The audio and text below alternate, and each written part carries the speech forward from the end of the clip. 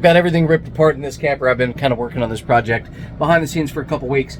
Picked this guy up used. It had been to Utah one time, 2 times, I think maybe, is about it.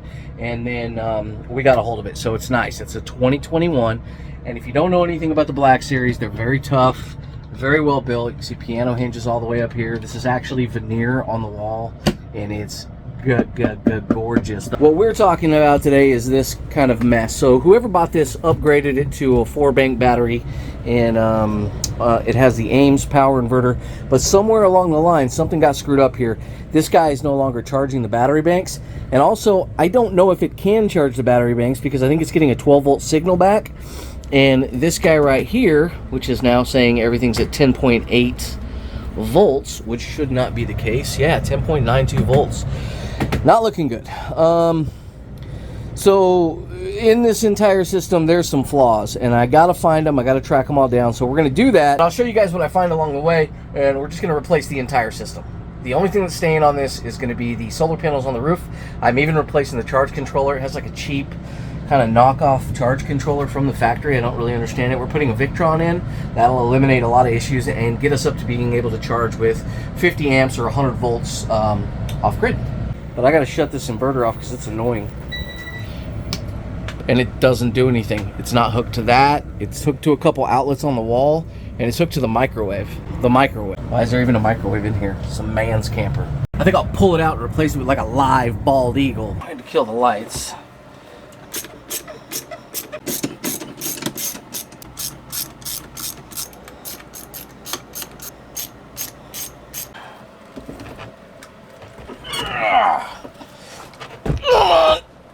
Holy crap, that's heavy.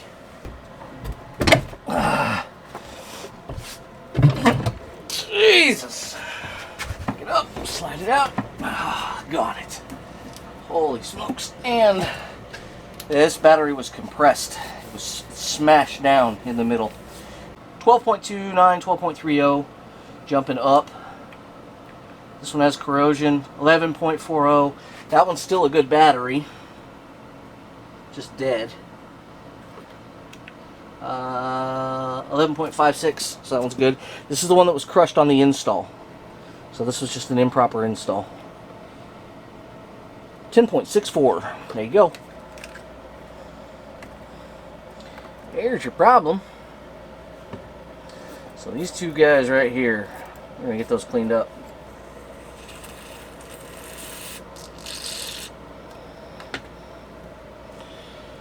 Nice little chemical reaction. Take that out and give it a good hose down. For our battery replacements, I decided to go with Power Queen. After watching pretty much every review video out there on YouTube, I figured these guys were the best bang for the buck and probably one of the safest and best built batteries you can buy. And we went for the premium model here, but I think they're about to finish out that product run. So much more room for activities.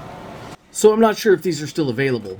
Now we did purchase these batteries, and they were $400+ a piece. They've got a high continuous discharge rate of 100 amps with a max discharge of 280 amps for like 5 seconds. And being 6" by 8" by 10", I don't think you can find a smaller battery. Not to mention, I'm not including their weight. I can just tell you this, the entire battery bank weighs about a quarter of what used to be installed. The main reason I purchased Power Queen is they run a really solid, really high-end BMS. They have both low temperature and high temperature charge protection. And basically, I just trust that they're going to do the job without catching fire or breaking down in the next 10 years.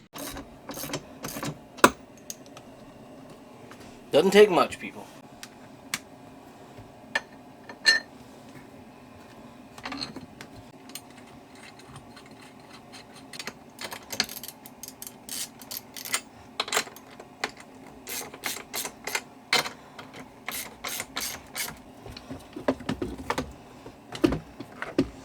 Okay, 4 screws, tighten this up, and we're done. Pulled out the 2000 watt inverter. 2 reasons. 1, it was a little too small for what I was planning on doing, and 2, it would not go into charge mode. So no charge, no good. Pulled it out. We'll take a look at it later, maybe use it on a different project. Another hiccup I ran into was getting Romex from the inverter all the way up to the panel in the front of the RV. The electrical lines are built into the trailer, and adding an extra electrical line is just like good luck with that. I didn't give up. I was able to get it done. I'll show you how I did it. I bought my small town Ace Hardware and picked up a roll of extension cord cable, and this is the heavy duty stuff. It's rated at 15 amps. We're only going to be putting 12 amps through it at max draw, and it's a very, very short run. We're running this through the floor, and we're going to go ahead and put a plug on it. This is going to allow us to use one of the outlets on the back of the inverter and not wire it in directly to the panel, as there's simply no way to get the wire from the panel all the way through to the front. Now, we could have just wired it into the back of the inverter, but it has an extra plug on the back, so we might as well put a plug on there. Battery's all set up over here, and we are finally in charging mode. We are in fast charge. It's the first time I've seen it. I don't know how much is going in. We were at 13 point something. I can't remember anyway. We're at 13.13 now. So I think we were at 13.08. So it can crank up to 120 amps in here on fast charging mode, which is fantastic. This thing can absolutely eat it. Everything's cool to the touch.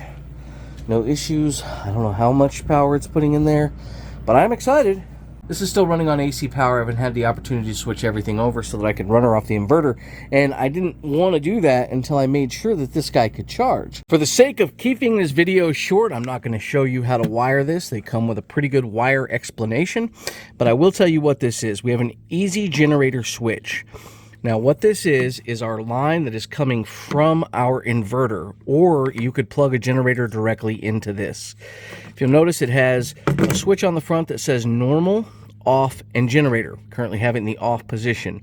What we've done is we've actually intercepted the breaker for our air conditioner, because the whole point of this is to allow our air conditioner to run off the inverter. It is not wired that way. Now, the way this RV was built, when you plug in Shoreline, the Shore goes down into the breaker box, and then it goes right up to the air conditioner.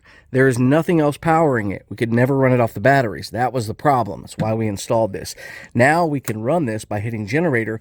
We can run it off of this power right here. We can do it normal, which is shore power. And when it's on normal, it doesn't matter what comes in here because it just uses the actual switch inside. It just runs it back to the breaker power. This way, when we're boondocking or we're out in the middle of nowhere, we can run our air conditioner off of our power system that we have installed. Now, I wanted to run the lines through there, and I could not. It was just simply impossible. I tried to trace them, whole 9 yards, not going to work. Even if I was able to run them through there, I still would have had to have run the switch. So let's show you how this system works. We'll put all the rest of the stuff back together later. We're going to plug this in. We're going to switch over to generator power. This is our air conditioner. And we'll go ahead and close this bad boy back up.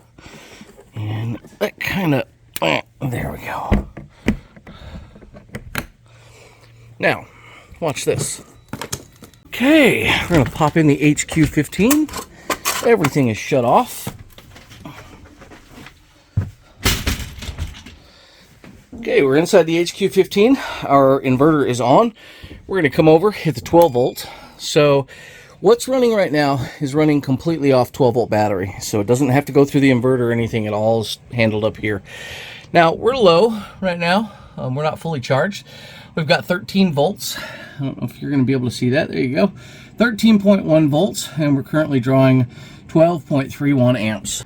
That's great, but let's kick on some air conditioner. Set to 60 degrees. A little stuffy in here. Just heard the buzz from the inverter coming on, and let's go look at our voltage. We're at 12.8 volts. We should be at about 13.4 right now, but we know we don't have a full charge on our batteries.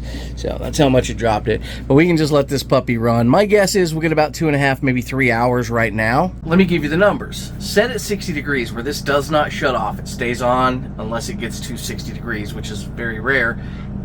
It'll run for about 4.5 hours, maybe just a touch over, and that's when the trailer's in direct sun at about 95 degrees. That same scenario set at 70 degrees, it actually ran all day and into the night, and I had to come out and shut it down because I didn't want it to discharge enough at night to where it would shut off the inverter, and then we would underpower our batteries because we still have lights and everything on. I kind of want to babysit it. I want to be there for it. And I didn't pick that up the next day. I just charged everything back up. So overall, I'm very, very happy about this. But guys, this is half of the battery bank. This is only half. We're doubling the size of this battery bank and putting the rest up front. And mind you, we've got no solar going in right now. Yes, we have 300 watts of solar on the roof, and we have 400 watts of panels that we're going to be putting outside, but none of that is connected. We'll get to that and the Victron charge controller and also our management system here in the next video. So it's good seeing you guys. If you're into this adventure content, you like overlanding, you like being outdoors, you're going to want to follow this channel. Just trust me, follow. We'll just show you what's coming up in the next video. Oh yeah, 400 more amp hours.